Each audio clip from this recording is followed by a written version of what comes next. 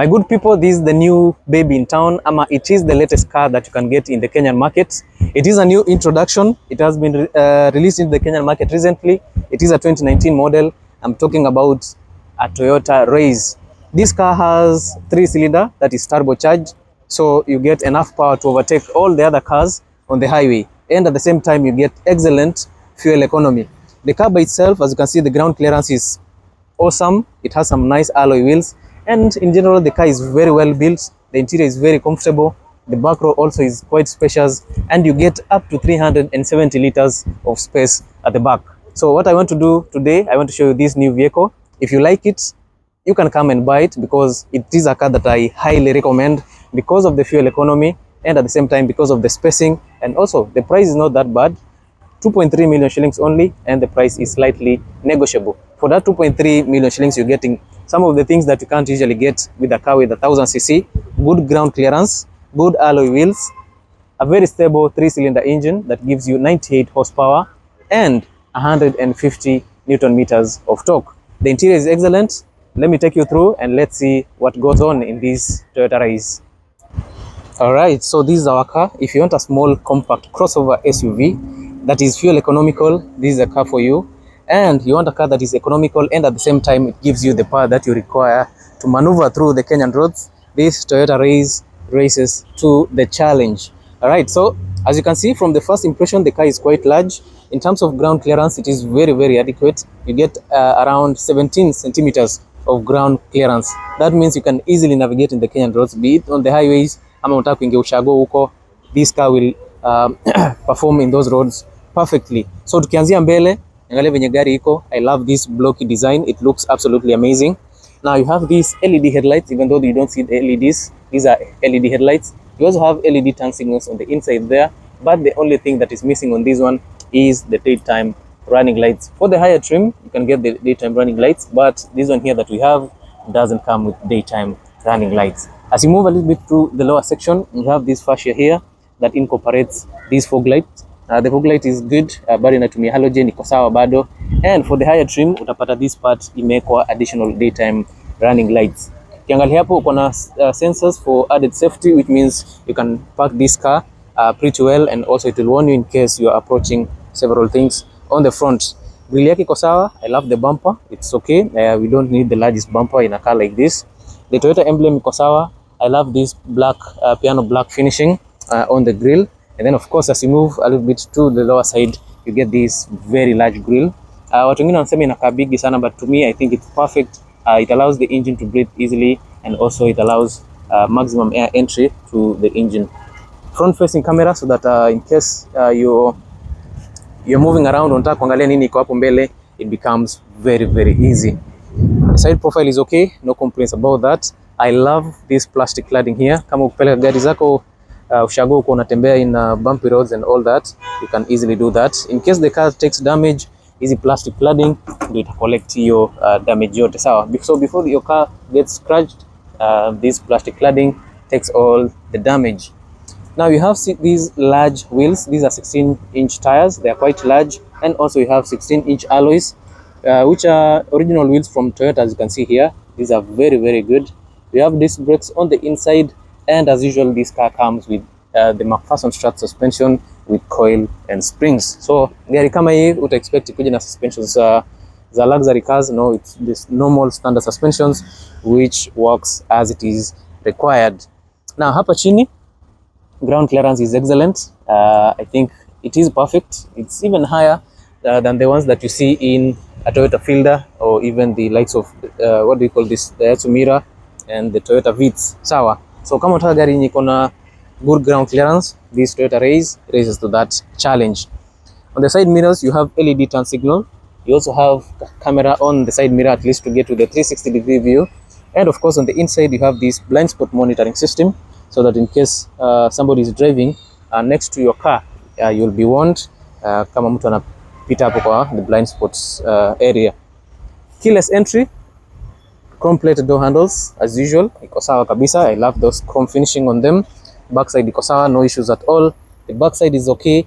You also have 16-inch tires, 16-inch alloys, but the backside unapata drum brakes. Alafu the type of suspension unapata hapa ni the torsion beam suspension system which you usually get in these entry level vehicles. Sawa, so hii ni gari tu nye it is a small car, it's the body that is a bit big, so that if you have a family that you want to carry them in a car that looks presentable and a car that is fuel economical, this car does that perfectly. On the top side you get the new aerial fin pale. You have this spoiler hapa, though ni kadogo, I don't know if it qualifies to be called a spoiler, but it is beautiful. Iko na brake light on it, and I love this piano black finishing that comes with it.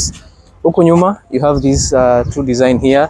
You have this window here that has some little bit of space hapo ndani, so that at least the backside passengers can easily get to see the backside, and also it allows good what do you call lighting in the interior. Backside iko sawa, though inakaa ndogo, it's okay, no issues about that. I think the design is very much okay, straightforward. In terms of taillights, the taillights iko na a mix of LED and turn signals. The entire brake light iko na LED, but the turn signal and the reverse lights bado inatumia the bulb technology. I think we've seen that in almost all the vehicles. If you look at Toyota Land Cruiser Prado, pia na bado employ bulb technology hapo kwa reverse. Unaona kwa turn signal and reverse light pale, these large cars still utilizes that feature. Ukiangalia Toyota Fielder, turn signal and the reverse light bado wanatumia bulb technology. In case it gets damaged, inakuwa very easy to replace, unlike the LED. Sawa. I love this black bar here that connects the two tail lights together, so you might think it is interconnected together, but of course it's not. And of course you get this rear facing camera, so if you're reversing, you get a clear view of the backside, and also it gives you a 360-degree view of this vehicle. So you've seen on the side mirrors kuna cameras, at the back kuna camera, na pia on the front there is a camera. Sawa. For the higher trims utapata huku iko na some additional features, but on this side unapata tu it's just this plastic cladding, inakuja na number of sensors for the back side, and then of course you get these additional reflectors, at least to make your car visible when you're maneuvering around. Sawa. So in terms of the build on the exterior, I think that is very much okay. Now let me take you into the interior, tuangalie nini kwa hapo ndani. That is good. So starting from the door, we have this lightweight door. It's not the most well-built door, but I think it's good. It serves the purpose. Iko fiti, I have no complaints about that. I love this design here. You have these paints that looks like chrome-plated door handles. The central door look iko hapa. You can open your side mirrors from this side, power door controls, and then of course you have this plastic armrest hapa.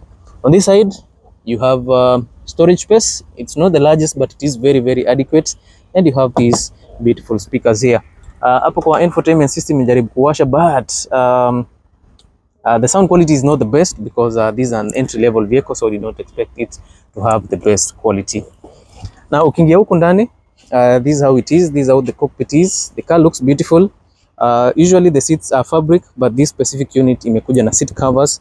This one will protect the integrity of your seats, and if you need to sell that car, you can remove the seat covers and your seats will be as good as new. The seats are manually adjustable. That is very much expected, and for cars like this, pia mimi I don't expect it ikuwe na electric seats, because these manual seats they are very easy to control. Ukitaka kusonga mbele, you just pull it easily. Ukitaka kurudisha nyuma, you adjust it immediately without any without wasting time. On this side kuna air vents kazuri hapa. I think I love the design yenye wametumia kutengeneza hii air vents. On this side kuna cup holder for the driver. Kama driver kuna kinywaji unaweza iekelea hapo. As you move down kidogo, you see you have these 3 empty slots for the high end ama higher trim. Itakuja ina functionality, but on this one unapata pre-collision monitoring system, ama you can activate your sensors from this side, ama you can switch them off. Traction control eco, you can control your headlights, and then of course you can activate your parking sensors using this button here. Steering wheel iko sawa. You have this rubber steering wheel. There is no leather here. You have more controls for the infotainment system and more controls for your powertrain. You can adjust all the settings using these buttons here. Of course, this car does not have a cruise control. Sawa. In terms of clusters, this car you get digital clusters, full digital clusters, as you can see there. It is a modern car, so it show you your engine temperature 33 degrees Celsius, 44,000 kilometers mileage, and of course your RPM meter in a car circular, of course, and then your speed will always show up here. So you get full digital display. Ukizima gari, the display goes off completely, and then of course you have your fuel gauge pale, unaonyesha your handbrake ziko active. Sawa. Dashboard iko sawa. It is a small car, so you can clearly see the surrounding pretty well. There is no issues about the visibility when you are sitting in this car. Alafu pia it's a race car, so you get a clear view of the environment easily. You have this digital infotainment system. I think this one it's a 7.5 inch infotainment system. Unfortunately, I'm shooting this video against the light, so kidogo I can't get a clear view. Okay, so kuna hii infotainment system of which it is aje. It's touch sensitive, as you can see here, so you can control it from this side. What is not happening here, unaangalia venye iko, it's not the most sensitive but iko sawa. If you are parked somewhere, kama unaendesha gari na unataka ku adjust, you can easily do that, even though it's not very responsive like the high-end vehicles. But I love the size of the infotainment system, and also the placement is quite good. If you want something more responsive, you can go for the aftermarket infotainment system, which is easily replaced. Controls zake ziko hapa on the side, your home button, your volume button hapa, your voice recorder, and then of course you have your favorites button on this side. As you move a little bit down to the lower side, you get these beautiful air vents, very well designed. Your hazard buttons, your ACs ziko hapa, full digital AC. No, they're not full digital, you can still control them manually, of course. And then of course you have these controls. It has a push to start, manually adjustable steering wheel. On this side you have storage space, unakuja na 12 volt output, alafu pia unapata na 2 USB slots type B, sawa. Hapa kwingine I think for the higher trims inakuja na functionality. A beautiful gear shifter. This car drives on a CVT transmission, so this is what you use. Inakaa kama vessel. You have storage space on the sides, kuna additional storage space hapa na pale, which is quite good. But ukiangalia this center console vizuri inakaa very basic, because the car is quite basic. Kuna manual handbrake which is good. Hapo unaweza weka kitu. Armrest iko na some soft leather material on it, and then you have this storage space. You don't have USBs or anything else on the inside, which is not an issue in a car like this. Huko kwingine you have your SRS airbags. Glove compartment iko sawa. It's not the biggest, not the largest, but it serves the purpose. And then of course you have this the front passenger seat, which is very well made, and also it is very much accommodating. Kwa sisi watu wa Kenya huku bana, we don't have issues with seats. Kama unataka Prado, that's when you'll have to look at the size of the seats and how comfortable they are. But kama ni gari ya chini bana, bora unakaa unaendesha. Rear view mirror iko sawa. Passengers wako kama wajifunga safety belt, it will always show up here. You have LED lighting for the interior. Sun visor iko hapa, but haikuji na light. So kama usiku ukumbuki sura yako, you'll have to wait until there is some light. Okay. Let me show you the back side, because ukiwa na family, this is where they'll be sitting. The design of the door at the back is not is nothing to talk about. Ni mlango tu inafungika vizuri. You can hold the door and close it. You can open it. Unaweza ka water bottle yako hapo, speaker iko hapo. And then of course you have this back space here that you can clearly see it is very spacious. Ukiwa mrefu, ukiwa mfupi, you can sit here comfortably. Of course ukiangalia venye nimekaa hapa, we still have a lot of leg room. You can put a few things hapa. Headroom iko sawa. Kama uko mrefu sana, that's maybe hii italeta shida, but kama uko average Kenyan size yeah, utatoshea hapa. Lighting for the back side, additional pockets. Because this is a modern car, you get 2 USB slots to charge your accessories. And then on this other side, kila kitu iko sawa. Alright, now tukimalizia the back side, let me show you the boot space, kwa sababu huko ndio ukiwa na mzigo, huko ndio mahali unaweka. You have this boot space here, 370 liters of space. Huko kuna spare tire. I think there should be a spare tire hapa. Let me ask if it's there. So this is a small car, so you don't expect it to have a spare tire, which is okay. Huko on the sides, that's what you get, where you get your compressor and all that. So gari iko sawa. No complaints about it. To me, I would say it is a perfect car.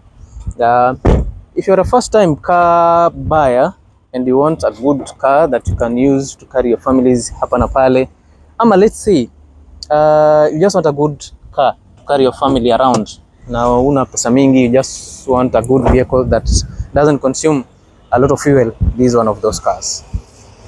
So on the engine bay you have this 3-cylinder turbocharged engine inakupatia 98 horsepower and 150 Newton meters of torque. Hii inaweza overtake magari zingine kwa barabara hadi wanashangaa what is happening. Okay, so for 2.4 million shillings, let me say 2.3, unaweza chukua gari yako hapa. So thank you so much guys, see you in the next one. If you need it, iko na mimi hapa. So see you in the next one and thank you so much.